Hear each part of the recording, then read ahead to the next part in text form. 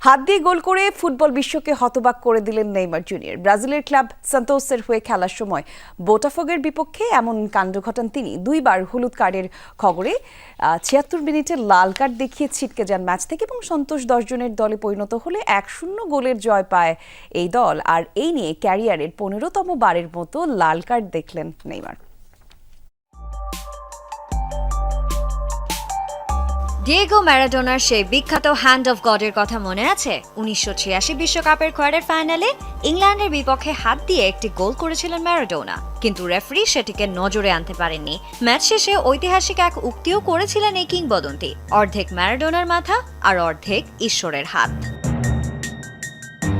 এবার সেই একই ঘটনার পুনরাবৃত্তি ঘটালেন ব্রাজিলিয়ান সুপারস্টার নেইমার জুনিয়র, তবে বিশ্বকাপের মঞ্চে নয়, ক্লাব ফুটবলে। নেইমারের মতো চতুর ও টেকনিক্যাল অভিজ্ঞতা সম্পন্ন খেলোয়াড়ের দ্বারা হলো হাত দিয়ে গোল, যা দেখে হতবাক গোটা ফুটবল বিশ্ব। ইনজুরি কাটিয়ে সান্তোসের হয়ে সবেমাত্র মাঠে নেমেছেন নেইমার। ব্রাজিলের সেরিয়ার ১১তম রাউন্ডে বোটাফোগোর বিপক্ষে নেমে অদ্ভুত এক কাণ্ড ঘটালেন ৩৩ বছর বয়সী এই তারকা। খেলার ৭৫ মিনিটে একটি ক্রসে হেড করার চেষ্টায় ব্যর্থ হয়ে হাত দিয়ে বল জালে পাঠান নেইমার। সঙ্গে সঙ্গে রেফারি দাভিদে অলিভেইরা তাকে হলুদ ও পরে লাল কার্ড দেখান। এর আগে ম্যাচের প্রথমার্ধে বোটাফোগোর এক খেলোয়াড়কে ফাউল করায় হলুদ কার্ড দেখেছিলেন নেইমি। লাল কার্ড দেখে মাঠ ছাড়ার ফলে ১০ জনের দলে পরিণত হয় সান্তোস, আর সেই সুযোগটাই কাজে লাগায় প্রতিপক্ষরা। জাইরের পাস থেকে গোল করে দলকে ১-০ ব্যবধানের জয় এনে দেন আর্থু।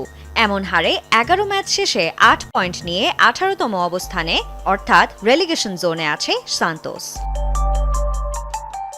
এদিকে সান্তোসের হয়ে প্রথম ও ক্যারিয়ারের ১৫তম বারের মতো লাল কার্ড দেখলেন নেইমার। সেই সাথে ক্লাবের সঙ্গে তার চুক্তি শেষ হচ্ছে চলতি মাসেই। বাকি আছে আর মাত্র একটি ম্যাচ, কিন্তু লাল কার্ড পাওয়ার কারণে এক ম্যাচ নিষেধাজ্ঞা থাকায় সেটিও খেলা হচ্ছে না এই ব্রাজিলিয়ানের।